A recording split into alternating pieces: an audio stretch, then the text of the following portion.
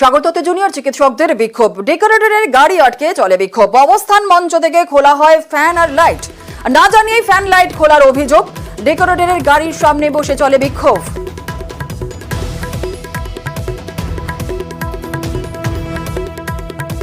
মাল আছে ও বলেছে আমাদের কোম্পানি কি বলেছে মাল খুলে নিলাম। মানে তোমাদের সবকিছু সব করে দিতে বলেছে? হ্যাঁ তাই